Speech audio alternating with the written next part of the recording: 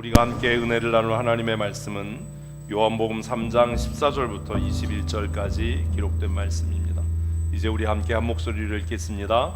모세가 광야에서 뱀을 든 것 같이 인자도 들려야 하리니 이는 그를 믿는 자마다 영생을 얻게 하려 하심이니라. 하나님이 세상을 이처럼 사랑하사 독생자를 주셨으니 이는 그를 믿는 자마다 멸망하지 않고 영생을 얻게 하려 하심이라. 하나님이 그 아들을 세상에 보내신 것은 세상을 심판하려 하심이 아니요 그로 말미암아 세상이 구원을 받게 하려 하심이라. 그를 믿는 자는 심판을 받지 아니하는 것이요 믿지 아니하는 자는 하나님의 독생자의 이름을 믿지 아니하므로 벌써 심판을 받은 것이니라. 그 정죄는 이것이니 곧 빛이 세상에 왔으되 사람들이 자기 행위가 악함으로 빛보다 어두움을 더 사랑한 것이니라. 악을 행하는 자마다 빛을 미워하여 빛으로 오지 아니하나니 이는 그 행위가 드러날까 하미요 진리를 따르는 자는 빛으로 오나니 이는 그 행위가 하나님 안에서 행한 것임을 나타내려 함이라 하시니라. 아멘. 아멘. 양화진에 있는 외국인 선교사 묘역의 기념관에 가면 그 입구에 하나님이 조선을 이처럼 사랑하사라는 문구가 있습니다. 서양의 선교사들이 한국 땅에 처음, 조선 땅에 처음 발을 딛고 본국에 보낸 선교 편지들을 보면 이 땅에 아무런 희망이 없다, 이 땅은 더 나아질 가능성이 없고 이 땅의 백성들에게 어떤 희망도 없다라고 그런 선교 편지를 보낸 것들을 우리는 보게 됩니다. 그 선교사 열전이라는 책을 봐도 그렇고 많은 선교사들이 본국의 선교부에 보낸 편지를 보면 조선은 미래가 없는 땅, 희망이 없는 나라, 이 땅의 백성들은 아무런 희망 없이 살아가는 사람들이라고 그렇게 보고한 것들을 보게 됩니다. 그러나 지금 우리 한국을 보면서 세계 어떤 사람도 이 나라가 희망이 없는 나라다, 이 땅에 희망이 없다, 이 땅의 사람들은 꿈을 잃고 살아간다라고 말할 수 있는 사람은 아무도 없습니다.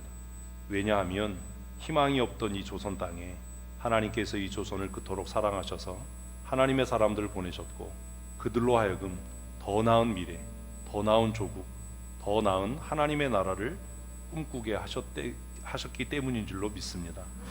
이제는 우리나라가 정말 많은 곳에 선교사를 보내고 우리 교단만 해도 100여 개국에 지금 2,600여 명의 선교사들이 나가서 하나님 나라를 전하고 선포하고 지금도 희망이 없고 꿈 없이 살아가는 사람들에게 꿈을 꾸게 하고 하나님의 나라를 소망하게 하는 그런 은혜를 이루어가는 것들을 보면서 하나님은 참 위대하시고 신실하시다라는 생각을 하게 됩니다. 다음 주부터 이제 있는 우리 GMS 미래전략회의와 또 임원 수련회를 통해서 아프리카의 미전도 종족들을 방문하게 되는 계획들을 갖고 있습니다. 왜 굳이 그렇게 어려운 일을 할까? 좀 갔으면 좀 쉬고 이러면 좋을 텐데 라는 마음이 한편으로 있지만 한편으로는 지금도 이 지구상 어디에선가 미래에 대한 꿈이 없고 또 소망이 없는 그냥 어제가 오늘 같고 오늘이 어제 같은 삶을 사는 사람들에게 그리스도의 복된 복음의 소식을 전해서 꿈을 꾸게 하고 미래를, 더 나은 미래를 바라보게 하는 일이야말로 하나님의 사람들이 마땅히 감당해야 될 사명이라고 생각합니다. 이 일을 위해서 여러분 함께 기도하시고 또 함께 하나님 나라 확장을 위해서 꿈꾸는 일을 위해서 헌신하는 그 믿음의 사람들 다 되셨으면 좋겠습니다. 우리도 마찬가지입니다. 한번 하십시다. 오늘보다 더 좋은 내일이 있습니다. 아멘. 우리 춘천 성도교회는 지금 문제가 있어, 지금 어려움이 있어, 이것 때문에 좌절하고 낙심하는 교회가 아니라 지금 문제가 있고 지금 어려움이 있지만 더 좋은 미래를 열어가는 교회인 줄로 믿습니다. 그게 성경적인 교회지요. 성경은 기독교의 신앙은 어떻게 시작하지요? 기독교 신앙의 출발점이 뭐죠? 달리 말하면 성경의 출발점이 뭐죠? 하나님의 창조입니다. 성경은 뭘로 시작해요?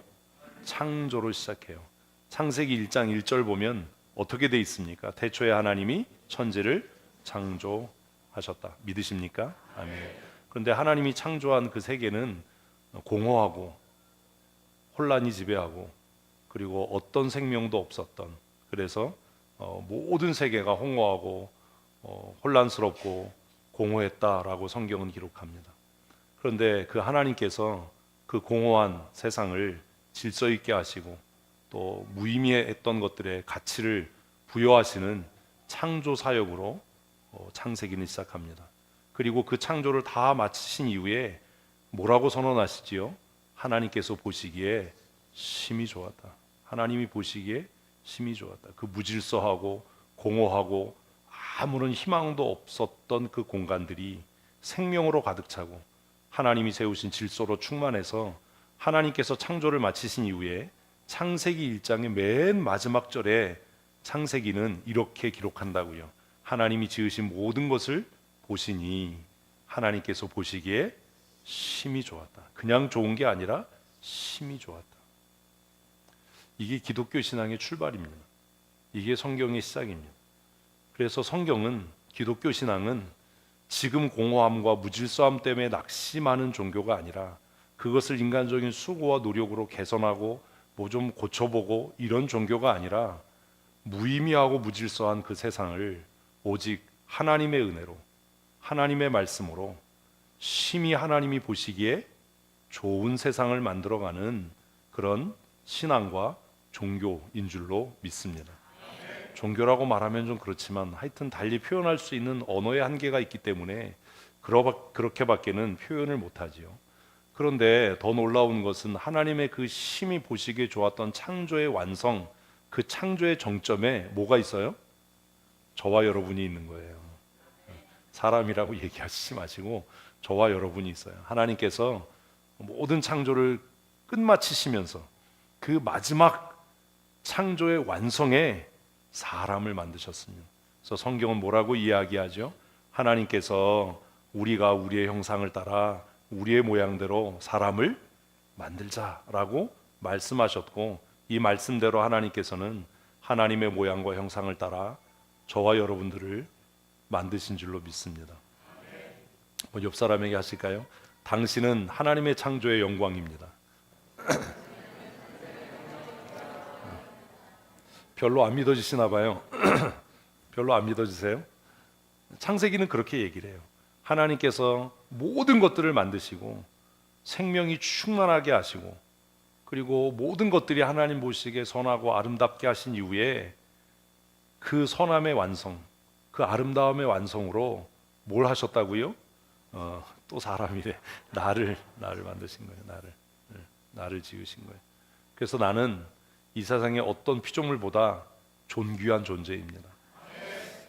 왜 그렇게 힘써서 복음을 전하느냐? 왜 굳이 미전도 종족에게까지 가서 그냥 그렇게 사는 사람들 들쑤셔놓고 예수 믿어야 된다라고 하냐? 왜 그런 거예요? 그들이 잊고 사는 것 뭐요? 내가 창조의 완성이다. 내가 하나님의 최고의 영광이다. 하나님께서 나를 모든 창조의 완성으로 지으셔서 더 좋은 하나님의 나라를 꿈꾸게 하셨다는 것을 잊고 살아가는 사람들에게, 그들에게 하나님의 꿈을 꾸게 하기 위해서 우리가 돈을 사용하고 시간을 사용하고 사람을 보내서 꿈꾸게 하는 그 일을 하게 하는 것입니다. 여러분 스스로가 자각해야 되는 게 있습니다. 말씀드린 것처럼 나는 하나님의 창조의 완성입니다. 아멘. 나는 하나님의 영광의 완성입니다. 아멘. 그렇게 믿고 사셔야 돼요. 열등감 속에 사시지 마시고 경쟁하며 다투며 살지 말고 좀 부족하고 조금 모자라도 하나님이 나를 보시고 어떻다고요? 심히 좋았다. 심히 좋았다. 그리고 나중에 선지서들을 통해서 뭐라고 말씀하셔요? 너의 하나님 여호와가 너희 가운데 계시니 그는 구원을 베푸실 여호와이신데 그가 너로 인하여 기쁨을 이기지 못하신다. 믿으십니까? 아멘. 한번 하십시다. 하나님은 나로 인해 기쁨을 이기지 못하신다. 아멘. 아멘. 이런 자신감이 있어야 되잖아요. 이런 확신이 있어야 되잖아요. 사실 구원의 확신이란 뭐 죽어서 천국 갑니다 뭐 이런 이야기가 아니라 날마다 일상의 삶에서 하나님께서 나로 인해 기쁨을 이기지 못하신다. 나는 하나님의 창조의 완성이고 하나님의 영광이다라는 것을 믿고 사는 삶이 구원받은 사람의 삶, 성도의 삶이라고 성경은 우리에게 말씀합니다. 이랬으면 얼마나 좋겠어요. 그런데 딱 2장 넘기면 무슨 일이 일어나요? 아담의 타락, 범죄가 기록됩니다. 하나님께서 인간을 가장 아름답게, 가장 존귀한 존재로 창조하시고 그들의 영광을 드러내시기 위해서 그들에게 주신 것이 있습니다. 그게 뭐예요? 자기결정권이에요. 우리는 그걸 자유의지 혹은 의지라고 이야기합니다. 제가 여러분들에게 말씀드린 것처럼 하나님은 절대적인 능력, 절대적인 주권을 가지신 분이신 줄 믿으시지요? 그러나 하나님은 그 절대적인 주권과 능력으로도 침해하지 않는 것이 하나 있는데 그게 뭐냐 하면 우리에게 주신 자유의지입니다. 이 말은 하나님께서 우리에게 주신 그 선택권, 자유의지라고 하는 것이 얼마나 고상하고 얼마나 귀한 것인지를 우리로 생각하게 합니다.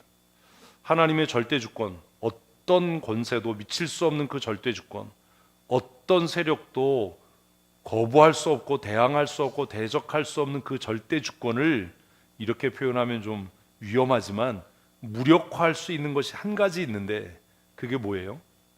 우리의 자유의지예요. 우리의 자유의지. 네? 이해가 잘 안 되세요? 그렇게 가르쳤는데 이해가 아직도 안 되세요?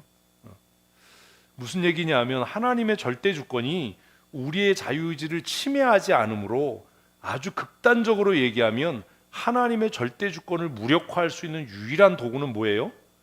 우리의 선택이에요. 그것을 알고 있었던 것이 사단이에요. 사단은 하나님 앞에 스스로 도전할 수 없지만 하나님의 절대적인 주권을 무력화할 수 있는 유일한 방법이 아담에게 주셨던 선택권, 자유의지, 자기 결정권이라는 것을 알았기 때문에 그는 하와를 유혹합니다. 야, 하나님이 동산에 있는 모든 실과를 정말로 먹지 말라고 하시더니 하나님께서 선악을 알게 하는 나무의 열매를 먹지 말라고 하신 이유는 너희가 그것을 먹으면 하나님처럼 지혜로워져서 너희의 눈이 밝아져서 하나님과 같아질 것을 하나님께서 아셔서 너희에게 먹지 말라고 하신 거야. 하와가 그 얘기 들으니까 진짜 갑자기 그 선악을 알게 하는 나무의 열매가 탐스럽게 보이고 지혜롭게 할 만큼 아주 매혹적으로 보였던 거예요. 그래서 그 열매를 따서 자신도 먹고 아담에게도 줍니다. 하와가 그 열매를 따서 먹는 그 순간 아담이 하와로부터 건네받은 그 선악을 알게 하는 나무의 열매를 먹는 그 순간에 뭐는 작동하지 않았어요? 하나님의 절대 주권은 작동하지 못합니다. 만일 하나님께서 정말로 전지전능하시고 무소부재하시고 이런 분이라고 믿으시죠? 네, 저도 믿어요. 그런데 정말 모든 것을 다 아시고 모든 것을 다 하실 수 있고 아니 계신 곳이 없는 하나님께서 왜 그 순간에 하와가 선악을 알게 하는 나무의 열매를 따려고 할 때 스톱, 멈춰, 안 돼, 이렇게 안 하셨을까요? 아담이 하와에게로부터 건네받은 그 선악을 알게 하는 나무의 열매를 먹으려고 할 때 하나님께서 멈춰, 스톱, 왜 이렇게 안 하셨을까요? 그렇게 하실 수 없기 때문입니까? 대답을 확실하게 하세요. 없기 때문입니까? 아닙니다. 하와가 하고 있는 일, 아담이 지금 벌이고 있는 일을 하나님은 아셨습니다. 그런데 왜 선악을 알게 하는 나무의 열매를 먹을 때 하나님은 그것을 막지 않으셨을까요? 그 열매를 먹고 나서 스스로 벗었다는 것, 벌거벗었다는 것, 죄의식이 들어와서 부끄러워서 나무 속에 숨었을 때 하나님은 그가 어디 있는지 알면서도 아담아, 아담아, 내가 어디 있느냐고 왜 부르신 겁니까? 정말로 어디에 있는지 몰라서 부르신 겁니까? 아담과 하와가 선악을 알게 하는 나무의 열매를 따서 취할 때 하나님께서 그것을 모르셨다면 하나님은 전지한 하나님이 아닙니다. 모든 것을 아시는 하나님이 아닙니다. 그 선악을 알게 하는 나무 열매를 먹을 때 그것을 막을 수 없었다면 하나님은 전능하신 분이 아닙니다. 그러면 하와가 선악을 알게 하는 나무 열매를 따고 그것을 자신도 취하고 아담에게도 주는 그것을 아셨음에도 왜 하나님은 그 순간에 침묵하셨습니까? 왜 하나님은 그 순간에 멈추셨습니까? 왜요? 아담과 하와를 존중하셨기 때문 아닙니까? 무엇을요? 그들의 선택을요, 그들의 결정을요. 지금도 그런 겁니다. 우리가 불순종하고자 할 때, 우리의 마음이 완악해지고 강팍해질 때, 우리가 하나님의 말씀을 따라 살고자 하지 않을 때 하나님은 이미 우리의 마음의 결정을 아십니까? 모르십니까? 아십니다. 어떻게 할지 아십니다. 그리고 그 선택을 무효하고 그 결정을 무력화하실 능력이 있으십니다. 우리가 범죄하지 않도록 막으실 수 있습니다. 그러나 하나님은 지금도 그렇게 하지 않으십니다. 왜요? 하나님께서 그렇게 하시면 우리는 가장 존귀한 존재일 수 없기 때문입니다. 이게 모순이에요. 하나님께서 우리를 존중하시고 하나님께서 우리를 귀히 여기셔서 우리에게 주신 그 의지가 우리를 타락하게 하고 범죄하게 하고 죽음에 이르게 하는 올무가 되어버린 것입니다. 바울은 로마서에서 그것을 율법이 육신으로 말미암아 연약하여 할 수 없는 그것을 이라고 표현한 겁니다. 바울은 로마서에서 우리가 로마서를 묵상하는 것처럼 율법은 원래 선하고 거룩한 것이 돼 우리가 연약해서 그 율법이 우리를 죽음에 이르게 한 것이다 라고 선포하고 있는 것을 우리가 묵상하지 않았습니까? 하나님께서 인간을 존귀하게 지으셨다라고 하는 그 말에는 이렇게 엄청난 우리가 이해하기 어려운 모순 같은 그런 비밀이 감추어져 있습니다. 동양 사람들의 자녀들 교육과 서양 사람들의 자녀 교육의 결정적인 차이가 그거죠. 우리는 자녀를 내 부속물, 내 소유라고 생각합니다. 그러나 서양의 사고방식은 그 아이를 독립된 인격으로 인정합니다. 그래서 그 아이의 선택과 결정을 존중하지요. 동양적인 가치와 사고로는 그게 잘 이해가 안 될 때가 있습니다. 우리 같으면 확 패버리고 말지. 응? 저걸 뭐 이런 생각이 들 때가 있잖아요. 가만히 보면 그런 생각이 들 때가 있거든요. 하나님, 아니 저렇게 불순종하고 저렇게 그럴 때 확 그러시지. 왜 하나님 침묵하십니까? 왜요? 우리를 너무 존귀하게 여기시기 때문 아닙니까? 말씀드린 대로 우리가 마음으로 죄를 짓고 입으로 죄를 짓고 행동으로 죄를 지을 때 하늘이 쫙 열리고 번개가 쳐서 한 두 사람만 죽어봐요. 그러면 감히 그렇게 할 사람이 있겠냐고요. 하나님께서 오늘 밤에라도 우리 봉이산 꼭대기에다가 손가락을 하나 이렇게 탁 보내셔서 예수 안 믿으면 다 죽어 이러면 예수 안 믿을 사람이 있겠냐고요. 그 중에 완악한 놈들이 아이고 죽긴 뭘 죽었는데 그 다음날 뭐 춘천에 3분의 1이 죽었다 그러면 다 믿을 거 아니에요. 거기다가 또 가로치고 꼭 춘천 성도교회 가야 된다 이러면 뭐 이건 그냥 끝나는 거잖아요. 왜 어렵게 선교사를 보냅니까?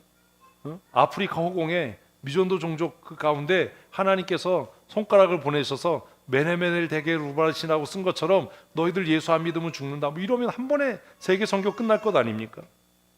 왜 그렇게 안 하시지요?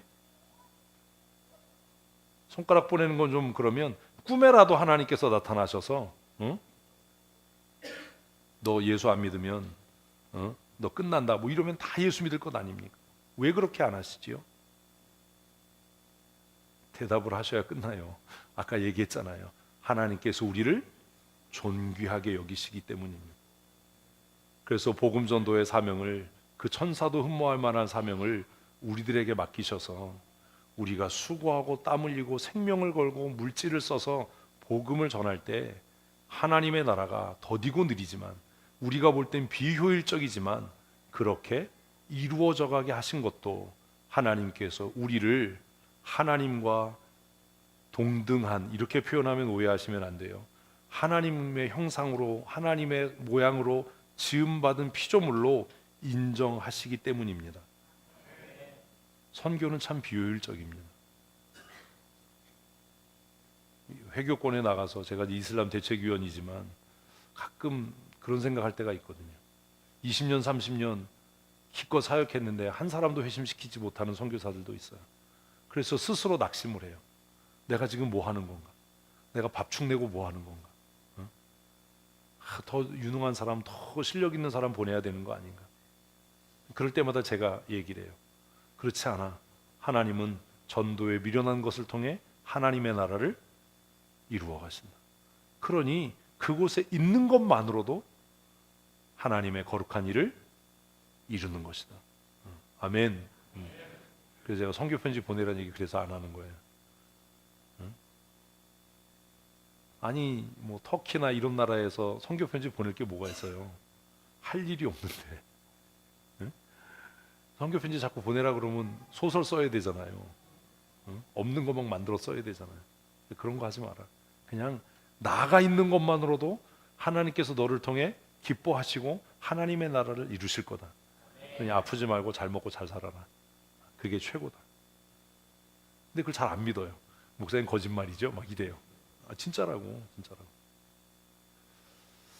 하나님께서 최고의 기쁨, 최고의 행복을 누리도록 창조하신 이 세계에 아담의 자유의지, 하와의 자유의지, 그들의 자유로운 선택과 결정에 의해 뭐가 들어왔어요? 죄가 들어왔어요. 그래서 성경은 그러므로 한 사람으로 말미암아 죄가 세상에 들어왔다. 그리고 그 죄로 말미암아 사망이 들어왔고, 그 결과로 모든 사람이 죄를 지었으므로 사망에 이르게 되었다라고 말씀합니다. 우리를 포함해서 모든 사람이, 아담 이후에 태어난 모든 사람이 아담의 타락과 범죄로 인해서 죄가 들어왔고, 우리가 그 죄 아래 놓여서 살아가는 것이 아니라 죽어가는 삶을 살게 되는 거죠. 그래서 하나님의 은혜를 떠난 인생에게는 뭐가 없어요? 내일이 없어요. 희망이 없어요. 미래가 없어요. 그냥 하루하루 죽어가는 것뿐이에요. 하나님의 나라를 꿈꿀 수 없는 거예요. 우리가 찬양한 허무한 세월, 허무한 세상 지날 때, 정말 고된 인생을 살 때 우리의 힘과 능력이 아니지만 하나님께서 성령을 우리에게 보내셔서 우리에게 일어난 가장 큰 은혜와 변화는 뭐라고요? 하나님 나라를 꿈꾸게 하신 것 아닙니까? 감사주일에 하나님이 이런 거 주셨으니까 감사합니다. 많은 곡식을 거두게 하시고, 적은 투자를 통해 큰 이익을 보게 하시고, 내가 기도했더니 질병에서 치유되어져서, 이런 감사가 아니라, 어떤 스님께서 사람들 모아놓고 이렇게 하는 강연에서 우리의 대부분의 기도는 뭘 주십시오, 내 소원을 이루어 주십시오, 내 소원이 이루어지길 원합니다, 이렇게 기도하는데 그 기도 전체가 기복적이다. 그건 기도가 아니다. 그래서 제가 그 얘기를 듣고 충격을 받았어요. 저분이 왜 저러지? 그러면 우리가 교회에서 하는 모든 기도는 다 기도가 아닌 거예요. 그 스님 말씀대로면. 지금 11시에 뵈니까 스님이라고 제가 정중하게 얘기를 하는 거예요. 그 스님 말씀대로라면 우리의 기도는 다 쓰레기예요. 기도는 그런 게 아니다. 그렇게 기도하면 안 된다. 그건 기복적 신앙이다. 그래서 제가 좀 충격을 받았어요. 좀 자존심도 상하고. 근데 그분 말이 맞아요. 저분이 왜 저러지? 속으로 그런 생각했거든요. 하나님께 구한 것이 이루어지고, 다른 사람과의 경쟁에서 앞서고, 내 욕망과 욕구가 채워져서 감사한 것이 아니라, 우리의 진정한 감사는 뭐라고요? 하나님의 나라를 꿈꿀 수 있게 하신 것. 아멘. 그것이 우리의 진정한 감사여야 합니다. 왜요? 죄의 결과는 그냥 죽음입니다. 제가 늘 이야기하는 배신자의 최후는 죽음입니다. 아담 이후에 모든 인류는 뭐가 없어요? 미래가 없어요. 꿈꿀 수 없어요. 그 인생의 끝에는 뭐가 있을 뿐이에요? 죽음이 있을 뿐이에요. 성경은 뭐라고 이야기합니까? 죄의 삭은 사망이다. 사망이다. 정말 수고와 슬픔뿐인 인생, 경쟁뿐인 인생을 사는데 그 삶의 끝에는 육체의 죽음이 있고, 그 육체의 죽음으로 끝나는 게 아니라 육체의 죽음의 끝에는 뭐가 있다? 영원한 죽음이 있다. 지옥이 있다. 근데 그 얘기가 불편하니까 이제 얘기하지 않는 거예요. 총회 이슬람 대책위원으로 지금 107에게 한 회기를 보내면서 고민하는 게 뭐냐면, 왜 이슬람이 이토록 확장하는가? 왜 이슬람이 거세게 이렇게 우리나라 안에서도 이렇게 확장하는가를 보면서 제가 교회에서 말씀드린 것처럼 그 대부분의 공로는 교회에 있다. 이슬람의 교리를 보면 5가지 기본적으로 지켜야 되는 계율이 있어요. 그런데 이 5가지 중에 첫 번째가 하루 5번 기도거든요. 근데 그 사람들이 왜 목숨 걸고 하루 5번 기도하지요? 그들의 교리에는 그렇게 얘기를 해요. 하루 5번 기도 안 하면 너 지옥 간다. 응? 그러니 열심히 기도하는 거예요. 뭐 하려고요? 지옥 안 가려고요. 그런데 교회는 그렇게 가르치지 않아요. 너 신앙생활 그렇게 하면 지옥 가, 이런 얘기 하지 않아요. 그냥 너 헌신 잘해야 돼, 헌금 생활 잘해야 돼. 왜? 그래야 복 받으니까. 이건 복음이 아니에요. 복 받기 위해 예배하고 복 받기 위해 기도하고 복 받기 위해 헌금한다면 그건 아까 그 스님 말씀처럼 뭐예요? 기복이에요. 무당 굿하는 거나 다를 게 없어요. 우상 앞에 비는 거나 다를 게 없어요. 그 대상만 바뀌어졌을 뿐이지. 우리가 왜 예수 믿습니까? 왜 예배합니까? 왜 기도합니까? 뭐 하기 위해서요? 하나님 나라를 꿈꾸고 하나님 나라 가기 위함이어야 합니다. 그것이 신앙입니다. 여러분이 신앙생활 잘못할 때 누군가가 와서 너 그러면 지옥 가라고 이야기하는 사람이 있습니까? 이제 그렇게 가르치지 않아요. 교회는 너 11조 생활해야 돼. 그래야 하나님이 만배의 복을 주셔. 우리의 기도, 우리의 헌신, 우리의 예배는 다 무엇과? 복과 연결되어 있어요. 그래서 제가 생각하는 거예요. 이슬람이 확장할 수밖에 없다. 전 세계적으로 지금 가장 강력하게 성장하는 종교는 이슬람입니다. 왜냐하면 그들의 모든 교리는 무엇과 연결되어 있어요? 구원. 물론 잘못됐지만 왜 자살 폭탄합니까? 제일 좋은 천국 갈 수 있으니까. 왜 명예살인합니까? 그래야 천국 갈 수 있으니까. 왜 직장에서 해고당해도 하루 5번씩 기도합니까? 그래야 천국 갈 수 있으니까. 그래서 좋은 직장, 돈 많이 버는 직장, 화이트 칼라 아니어도 돼지 농장에 가서 똥을 치고 허드렛 일을 하고 내가 아니면 아무도 하려고 하는 사람이 없는 일을 하더라도 그 일을 하는 이유는 그 일을 하면서 뭐 하기 위해서? 하루 5번 기도하고 금요일에 성전에 가서 예배하고 그 계율을 지켜서 뭐 하려고? 그들이 말하는 천국에 가려고. 그래서 고민하는 거예요. 우리는 이제 그렇게 안 가르치는데, 우리는 다 이미 하나님 나라를 확보했고, 여러분 다 천국에 돗자리 펴놓으셨잖아요. 그리고 왜 예배해요? 복 받으려고. 왜 기도해요? 복 받으려고. 그래서 심지어 교회 안 나오는 자식들을 위해서도 1,000번째 헌금을 해요. 왜? 그 자식이 지옥 가고 천국 가는 건 관심 없고 이렇게 1,000번째 그 아이 이름으로 헌금이라도 해서 그 아이가 복 받으라고. 그리고 목사도 그 헌금 봉투에 손놓고 축복 기도해. 이게 뭐지? 다른 동네에 사는 신앙과 아무 관계없이 이름 붙여놓고 천도제하거나 복비는 기도하는 것하고 뭐가 다른가? 초파일에 마당에 가득 달려있는 그 등과 우리의 기도가 무엇이 다른가? 그런 갈등이, 그런 고민이 생기는 거예요. 아담의 타락, 하와의 범죄를 통해 이 세상에 죄가 들어왔고 그 죄는 우리 모든 사람을 어디 아래요? 죽음 아래, 굴복하게 하여서 죽음이 왕노릇하는, 결국 죄 아래서 뭐가 없는, 미래에 대한 희망이 없는, 하나님 나라를 꿈꿀 수 없는, 미래에 대해서 아무것도 계획할 수 없는 인생을 살게 하는 게 사단의 최고의 전략이고, 그리고 그것이 죄의 결과입니다. 그래서 미래를 꿈꾸지 못하는 사람들이 하는 일은 뭐예요? 이 땅에서 잘 먹고 잘 살자예요. 왜? 뭐가 없으니까. 영혼에 대한 소망이 없고 영생에 대한 꿈이 없으니까. 그래서 최고는 이 땅에서 좋은 아파트 사고 좋은 차 사고 그냥 돈 많이 벌어서 호화호식하고 갑질하고, 그게 인생의 최고의 낙인 거예요. 그런데 예수 믿는 사람도 그렇게 사는 거예요. 왜요? 하나님 나라를 꿈꾸지 못하기 때문입니다. 그래서 그런 얘기합니다. 왜 예수 믿어도 그렇게 광신적으로 믿어? 왜 예수 믿는데 그렇게 애쓰고 힘쓰게 믿어? 목사님 뭐하러 그렇게 하세요?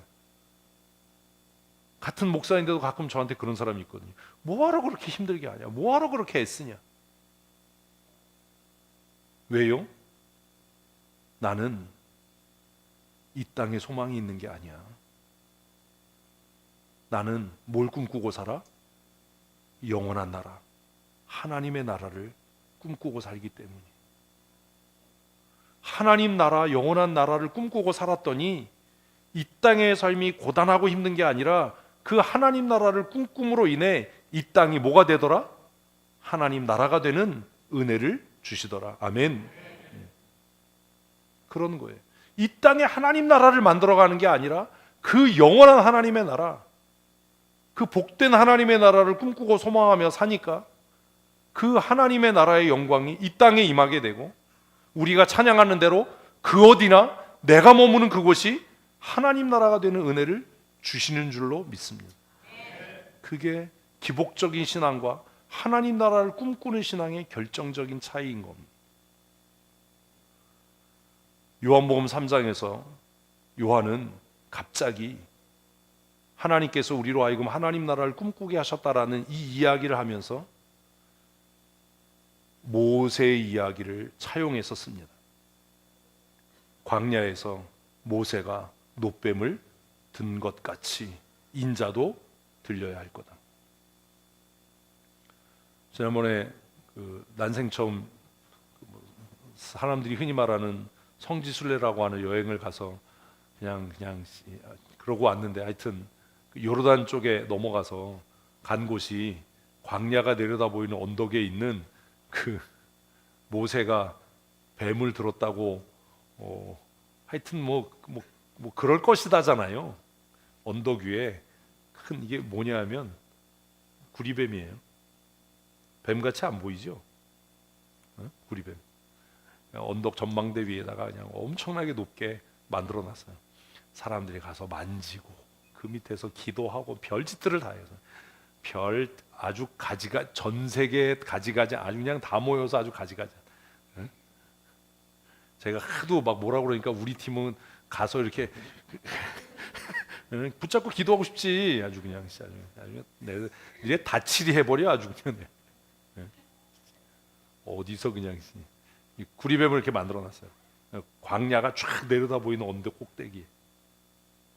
요한은 하나님이 이처럼 사랑하사라는 그 말씀을 전하기 위해서 모세의 놋뱀 사건을 차용해서 기록합니다. 예수님의 십자가를 어떻게 설명해요? 모세가 광야에서 놋뱀을 든 것 같이 인자도 들려야 하겠다. 무슨 말입니까? 우리 잘 알잖아요. 이스라엘 백성들이 맨날 하던 거 또 했어요. 뭐요? 불평하고 원망하고 반역하고. 그래서 하나님께서 불뱀을 보내셨어요. 불뱀에 물려서 죽어갑니다. 금방 죽지도 않는 거예요. 서서히 죽어가는 거죠. 우리 인생 같아요. 서서히 죽어가는데 뭐가 없어요? 희망이 없잖아요. 희망이 없잖아요. 치료제도 없고 병원도 없고 치료할 주술도 없고.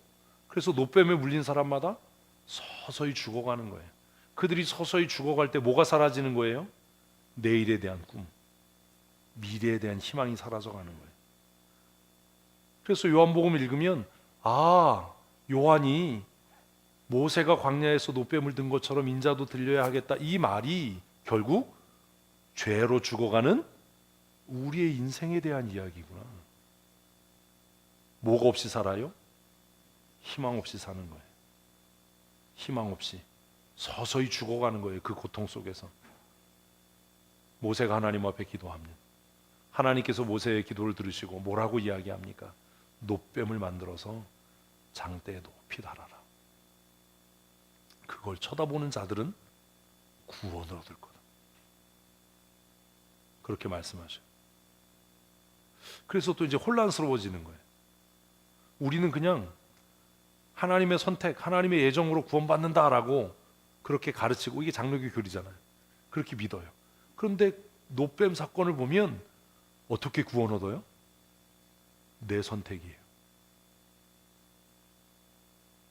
내 선택. 노뱀은 이미 달려있는 겁니다. 쳐다볼 건지 말 건지는 내가 선택하는 겁니다. 달리 생각하면 이스라엘 백성들은 하나님의 부르심과 하나님의 구원의 은혜로 이미 다 광야에 나와 있는 사람들이. 광야에 나와서 불평하는 것도 뭐예요? 내 선택이에요. 그래서 모세가 광야에서 뱀을 든 것 같이 인자도 들려야 하겠다라는 이 말씀을 깊이 다시 생각하면, 은혜로 구원함을 얻어 그 은혜를 죽음으로 끝내는 것도 뭐고, 크게 안 하실래요? 뭐고? 내 선택이고, 그 죽음에서 다시 회복해서 생명에 이르는 것도 결국 내 선택이다. 그러면 장로교가 가르치는 무조건적인 선택, 하나님의 예정이라고 하는 것이 전부는 아닌 것 같다. 그래서 고민이 생기는 거예요. 너무 놀랍잖아요. 성경의 가장 중요한 요절이라고 하는 요한복음 3장 16절을 얘기하기 위해서 요한이 지금 얘기하고 있는 것은 이미 하나님의 구원의 은혜가 선포되고 이미 하나님의 은총이 선포되었지만 누가 선택하는 거야? 네가 선택하는 거야. 모세가 광야에서 노뱀을 들었을 때 그것을 볼 건지 말 건지, 예수 그리스도를 믿음으로 수용할 건지 말 건지, 선포되는 말씀에 귀를 기울이고 순종할 건지 말 건지는 뭐고? 너의 선택이고, 그 선택이 너로 하여금 미래가 없는 인생, 꿈꾸지 못하는 인생을 살게 할 건지, 죽음에 이르는 인생을 살게 할 건지, 그 죽음에서 돌이켜서 미래를 꿈꾸고 하나님 나라를 소망하는 인생을 살게 할 건지는 누가 선택하는 거다? 내가 선택하는 거다. 혼란스러워지잖아요. 근데 혼란스러울 것이 아니라 성경이 그렇게 말씀하니, 하나님의 무조건적인 선택과 부르심, 그리고 그것과 내 책임, 내 선택이라고 하는 것이 어떻구나? 같은 비중이구나. 그럼 똑같은 이야기가 되는 겁니다. 하나님의 절대적인 주권은 우리의 자유의지를 침해하지 않는다. 우리의 자유의지는 하나님의 절대적인 주권을 실패케 하지 않는다. 왜요? 그 불순종 가운데도 선택해서 살아남는 자들이 있으니까. 그래서 이사야에 와서 남겨진 자들이 있다. 이스라엘 전체가 타락해서 범죄할 때라도 그 상수리 나무에 밑둥이 남아있는 것처럼 하나님께서 남은 자를 두셨고, 그 남은 자를 통해 하나님의 구원의 역사는 그렇게 이루어져 갈 것이다. 그렇게 말씀하는 거잖아요.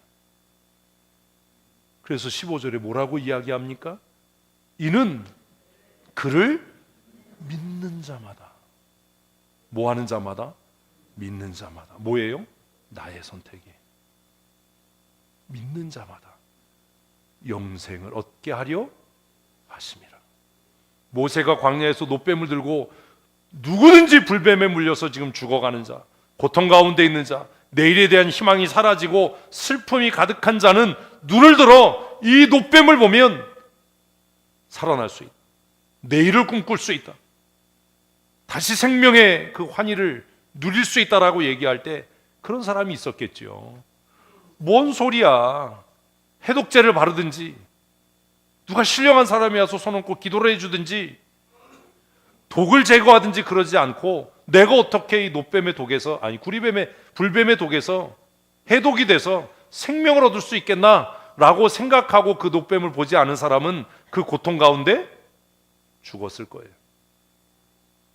그러나 그 불뱀의 독으로 서서히 자신의 생명이 꺼져가는 것을 느끼면서 내가 불순종하고 내가 범죄해서 죽음에 이르게 되었으니 이제 내가 선택하고 순종하고 말씀에 복종해서 내 눈을 들어 무슨 치료의 효력이 있을지, 어떻게 하나님이 역사할지 알 수 없지만 내가 그 노뱀을 바라보겠다라고 결정하고 선택한 사람들은 그 고통과 죽음의 두려움에서 놓여서 내일을 꿈꿀 수 있는 치료되고 회복되는 은혜를 누린 것을 우리는 압니다. 사랑하는 성도 여러분, 하나님은 우리에게 우리가 선택할 수 있는 은혜를 주셨습니다. 불순종하는 것도 내 선택이고 순종하는 것도 내 선택입니다. 그러나 그 결과는 확연하게 다릅니다. 불순종하면 더 이상 꿈꿀 수 있는 미래가 없습니다. 그냥 오늘의 삶에 허덕거리다가 그렇게 우리의 삶은 끝나게 될 겁니다. 그러나 어떻게 역사할지, 어떤 역사가 일어날지, 어떻게 작용할지 알 수 없지만 눈을 들어 노뱀을 쳐다보는 그 순종, 예수 그리스도가 어떻게 우리를 구원할지 알 수 없지만 그 30살가량의 젊은 청년이 무엇을 우리를 위해 할 수 있을지 알 수 없지만 그를 믿음으로 믿고 마음으로 믿고 입으로 시인할 때 하나님께서 우리에게 내일을 꿈꾸고 더 나은 하나님의 나라를 꿈꿀 수 있는 은혜를 주시는 줄로 믿습니다. 그러니 결정해야 됩니다. 상반기를 결산하는 이 감사주일에 그냥 우리가 하나님 우리의 병을 고쳐주셔서 감사하고 우리에게 생명 주셔서 감사하고 형통한 삶을 살게 해주셔서 감사합니다가 아니라 하나님 나에게 결정하고 선택할 수 있는 특권과 주권을 주심을 감사합니다. 아멘. 이게 최고의 감사 아니겠습니까? 그래서 요한복음은 너희가 진리를 선택하면, 너희가 이 말씀을 듣고 너희가 이 말씀을 따라 살아가기로 결심하면 그 진리가 너희를 자유케 할 것이다. 아멘. 그렇게 말씀한 것 아닙니까? 그러니 우리가 하나님 앞에 감사해야 할 것은 하나님 나에게 이런 주권을 주신 것, 내가 선택할 수 있는 의지를 주신 것, 그것을 감사합니다. 그리고 내가 그 의지로 내가 예수 그리스도를 내 구주로 믿고 고백할 수 있는 은혜 주심을 더욱 감사합니다. 이제 내가 죄에서 놓여 자유케 되었음으로 인해 하나님을 찬양합니다. 하나님 나라를 꿈꾸고 더 좋은 미래를 바라볼 수 있는 은혜 주심에 감사합니다. 이것이 2023년 우리 감사주일에 우리의 마음으로 다짐해야 할 것이 아닌가라는 생각을 합니다. 그래서 성경의 요절이라고 하는 요한복음 3장 16절은 이렇게 이루어져 가는 겁니다. 인자가 모세가 광야에서 노뱀을 든 것처럼 십자가에 높이 매달려 들리게 될 텐데, 모세가 든 노뱀을 믿음으로 바라봤던 것처럼 그 예수 그리스도를 믿는 자마다 하나님께서 영생에 이르는 은혜를 주셨다. 왜? 하나님이 너희를 그와 같이 사랑하셨기 때문에.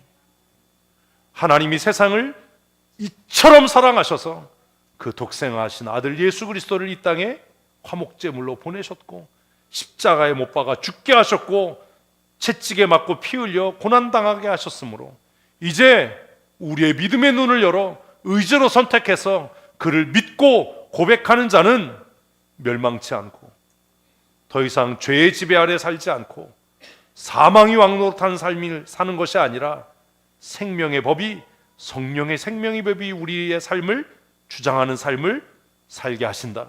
아멘. 아멘. 이 은혜를 우리의 마음에 깊이 간직하고 살아야 합니다. 지금 삶이 녹록치 않고 또 우리의 육체가 병들어 어려움 가운데 계신 분도 계실 겁니다. 다른 사람은 다 잘 되고 형통한 것 같은데 왜 내 삶은 이렇게 어렵고 힘든가? 다른 사람들은 다 현명하고 똑똑한 것 같은데 왜 나는 이렇게 미련하고 어리석은 일을 반복하면서 사나? 왜 나는 똑같은 실수를 하고 왜 똑같은 후회를 하면서 사나? 이렇게 낙심 가운데 사시는 분도 계실 거라고 생각합니다. 경제적으로 어려워서 난 좀 부자로 살면 안 되나? 왜 하나님은 나의 기도를 응답지 않으시고 왜 이렇게 물질적으로 쪼달리며 살게 하시나? 또 어떤 분들은 돈 많으면 뭐해, 몸이 아픈데. 그런 분은 나눠주세요. 몸이 건강한데 쓸 수 없는 분들에게 나눠주세요. 그 분 중에 대표적인 분이 저예요. 나눠주시면 제가 여러분 대신해서 아주 잘 써드릴 테니까. 이런 것만 또 귀에 잘 들려. 그렇게 낙심하는 분들이 계시리라고 생각합니다. 아니 도대체 내가 무슨 죄를 졌길래 왜 내 삶은 이렇게 고난의 연속인가? 왜 슬픔의 연속이고 근심의 연속인가? 어떤 가수는 쥐구멍에도 볕들 날이 있다고 쨍하고 볕들 날 돌아온단다 이래가지고 막 그랬대는데 왜 내 인생은 이런가? 그렇게 낙심하는 분들이 계십니까? 우리를 둘러싸고 있는 상황과 환경 때문에 우리 더 이상 좌절하고 낙심하지 마십시다. 이제 우리의 눈을 들어 부유하신 자로 나를 위해 가난하게 되신 예수 그리스도, 무죄하게 채찍에 맞으심으로 내 병을 치료하시는 예수 그리스도, 그분을 믿음의 눈으로 바라보십시다. 그러면 약속하신 대로 예수 그리스도로 말미암아 더 나은 내일을 꿈꾸게 하시고 종국적으로 영원한 하나님의 나라를 꿈꾸게 하는 은혜를 주실 줄로 믿습니다. 이는 그를 믿는 자마다 뭐하지 않고 멸망하지 않고 영생을 얻게 하려 하심이라. 지난주에 이어서 오늘 본문 말씀에도 나를 향하신 하나님의 뜻, 우리를 향하신 하나님의 뜻은 복주심과 형통함입니다. 우리가 고단한 삶, 슬픈 삶, 힘겨운 삶을 사는 것은 내가 잘못된 선택을 해서 내 죄로 인해 힘들고 슬프고 고단한 겁니다. 그러니 이제 내 의지, 내 자유의지, 내 결단으로 예수 그리스도를 바라보고 그 이름의 능력을 의지하고 날마다 더 나은 미래를 꿈꾸는 하나님의 사람으로 사십시다. 왜요? 그것이 하나님의 뜻이에요. 17절을 보면 하나님께서 이 땅에 예수 그리스도를 보내신 것은 심판하려고 보내신 것이 아니라 하나님께서 이 땅에 예수 그리스도를 보내신 것은 그로 말미암아 더 좋은 미래를, 더 가치 있고 영원한 하나님의 나라를 꿈꾸게 하시기 위함이다. 그래서 17절에 뭐라고요? 그로 말미암아 세상에는 필요 없고 내가 구원을 받게 하려 하심이라. 아멘. 예수 바라보십시다. 기뻐하고 감사하십시다. 지금 여러분의 삶을 고단하게 하는 질병으로부터 놓여 자유함을 얻으십시오. 삶의 문제로부터 슬픔으로부터 놓여 구원함을 얻는 믿음의 삶을 사십시다. 구원은 죽어서만 가는 천국을 이야기하는 게 아닙니다. 영원한 하나님 나라를 꿈꾸므로 지금 내 삶을 힘겹게 하고 내 삶을 고통 가운데로 몰아가는 그 지긋지긋한 죄와 사망의 법에서 놓여서 성령의 생명의 법을 따라 살아가므로 형통하고 강건하고 복된 삶 사십시다. 아멘. 그것이 오늘 누구를 향한, 그렇죠, 나를 향한 누구의 뜻? 하나님의 뜻이기 때문입니다. 하나님이 그 아들을 세상에 보내신 것은 우리를 무거운 죄의 짐으로 눌러서 고통당하는 삶을 살게 하시려고 하신 것이 아니라 그 아들로 말미암아, 예수 그리스도로 말미암아 구원받는 삶, 더 나은 삶을 사는 삶, 오늘 말씀처럼 뭐 할 수 있는, 꿈꿀 수 있는 더 나은 미래를 꿈꾸고 더 좋은 미래와 하나님 나라를 꿈꾸게 하는 삶을 살게 하는 은혜를 주신 줄로 믿으십시오. 다 늙어서 무슨 희망이 있어, 이제 이런 얘기 하지 마세요. 우리에게 뭐가 있어요? 더 좋은 미래가 있어요. 아멘을 해야 돼요. 아멘 하는 사람에게만 하나님께서 더 좋은 미래를 주실 줄로 믿습니다. 왜 이렇게 나를 그 부흥 강사 만들려고 하는 거예요? 그냥 알아서 아멘을 하면 되잖아요. 그죠? 내가 이제 무슨 희망이 있겠어? 다 늙어서 늙어 빠져서 이제 내가 무슨 일? 아이고 목사님, 나도 젊을 때가 있었어요. 다 늙은 할머니한테 자꾸 일하려고 그러지 마세요. 이런 쓸데없는 소리 하지 말고, 박모 씨 이런 소리 하지 말고 세트로 맨날 다 늙었는데 뭐 그런 소리 하지 말고 나에게 뭐가 있습니다? 더 좋은 미래가 있습니다. 한번 하십시다. 나에게 그리스도 안에서 더 좋은 미래가 있습니다. 아멘, 아멘. 그 더 좋은 미래의 종착점은 하나님의 나라입니다. 아멘. 그러므로 예수 그리스도 안에 있는 자들에게 죽음은 슬픔이 아니요 더 좋은 하나님의 나라에 이르는 은혜라고 성경은 말씀합니다. 믿음 없는 자와 같이 죽음 앞에서 과도하게 슬퍼하지 말아라. 왜냐하면 우리에게는 더 좋은 하나님의 나라에 대한 소망이 있기 때문입니다. 사랑하는 성도 여러분, 그를 믿는 자, 예수 그리스도를 믿는 자에게는 뭐가 없어요? 심판이 없어요. 심판이 없어요. 죄에서부터 자유함으로. 그래서 로마서 묵상한 대로 그리스도 예수 안에 있는 자들에게는 결코 지난주에 결코 정죄함이 없는 줄로 믿습니다. 아프면 선언하십시오. 내 몸의 모든 질병은 떠나갈지어다. 내가 예수 그리스도의 이름으로 명한다. 아멘. 이래야 되잖아요. 염려와 근심과 슬픔이 우리의 삶에서 떠나고 죄로부터 놓여 더 좋은 미래를 꿈꾸는 삶. 목사님 걱정하지 마세요. 지금은 이렇지만 더 좋아질 줄로 믿습니다. 뭐 이래야 되는데 무슨 희망이 있겠어요? 의사가 3개월 남았대요. 뭐 이러지 마시고 좀. 의사가 3개월 남았으면 그걸로 끝나나요? 그 이후에 더 좋은 하나님 나라가 있잖아요. 목사님 내 삶에 무슨 희망이 있겠어요? 이러지 말고 희망이 없는 나오미의 인생에 희망을 갖게 하신 하나님. 내가 이 나이에 무슨 아들을 낳겠냐라고 탄식했던 사라에게 하나님의 웃음을 선물하셨던 그 하나님. 이삭 얼마나 하나님의 개그예요. 내가 너 웃게 할 거야. 그리고 1년 후에 너 웃었지? 더 좋은 미래를 열어가시는 그런 하나님의 은혜를 누리며 사십시다. 그러나 결정은 내가 하는 겁니다. 그게 19절과 20절입니다. 19절 말씀 읽어보십시다. 그 정죄는 이것이니 곧 빛이 세상에 왔으나 사람들이 자기 행위가 악함으로 빛보다 어두움을 더 사랑하십니다. 하나님이 버리신 게 아닙니다. 하나님 왜 나를 버리시나요? 왜 나를 고통 가운데 두셨나요? 이런 기도하지 마세요. 하나님이 버린 게 아니에요. 내가 숨은 거예요. 내가. 왜요? 내 악함과 추함과 불순종함과 더러움이 어떻게 될까봐, 드러날까봐.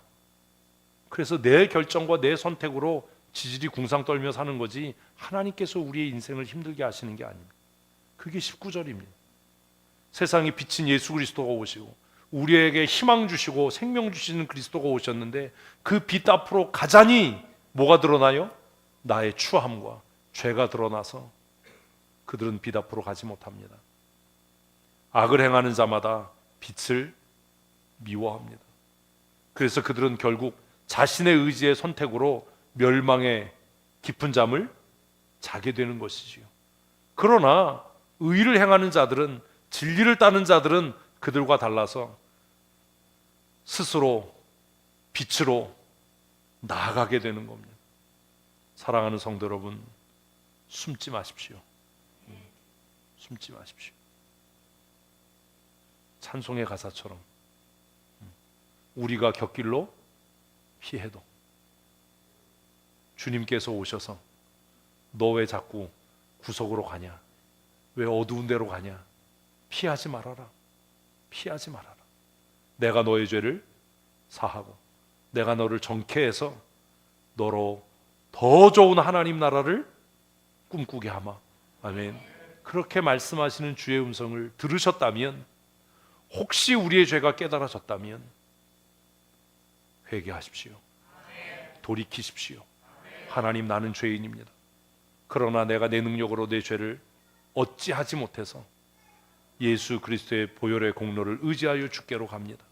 이제 빛을 피하여 어두움에 숨지 않게 하시고 예수 그리스도의 보혈로 나를 정결케 하셔서 물 가지고 나를 씻든지 불 가지고 나를 태우시든지 내 안과 밖을 다 정결케 하셔서 내가 빛 가운데로 행하게 하여 주시옵소서. 아멘. 그래서 우리 교회가 빛 가운데로 행하잖아요.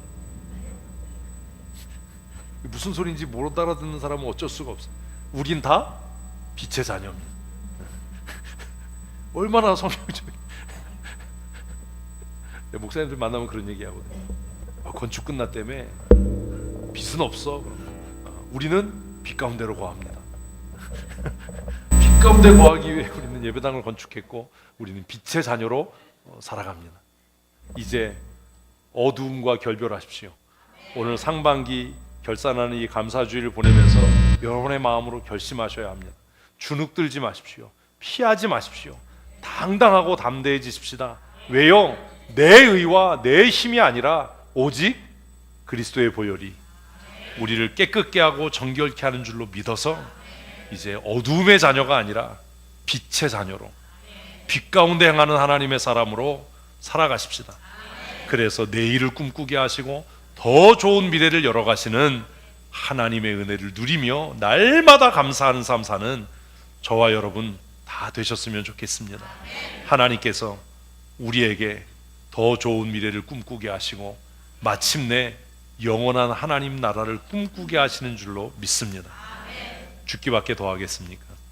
죽으면 하나님 나라가 우리를 위해 예비되어 있는데 그것이 무엇이 두렵겠습니까? 그러니 이 땅 살아가는 동안에도 우리 최고로 행복한 삶 사십시다.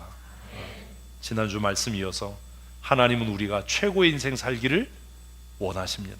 그리고 오늘 요한복음 말씀에도 하나님께서 아들을 이 땅에 보내신 것은 심판하고 정죄하기 위함이 아니라 여러분의 죄를 드러내고 들추어내는 것은 여러분을 깎아내리고 여러분을 정죄하기 위함이 아니라 그 죄를 다 고백하고 그 죄가 다 드러나서 이제는 더 이상 숨길 것이 없어서 어디 가운데로 행하는 빛 가운데로. 왜 그러세요? 어디 가운데로 행하는 빛 가운데로 행하는 더 좋은 미래를 꿈꾸고 하나님 주신 은혜를 누리는 삶을 살게 하기 위함입니다. 아멘. 그러니 우리 더 좋은 인생 살게 하신 하나님 앞에 감사하고 마침내 우리가 도달하게 될 하나님 나라를 꿈꾸면서 믿음의 선한 싸움 싸우는 감사함으로 승리하는 성도들 되십시다. 기도하시겠습니다.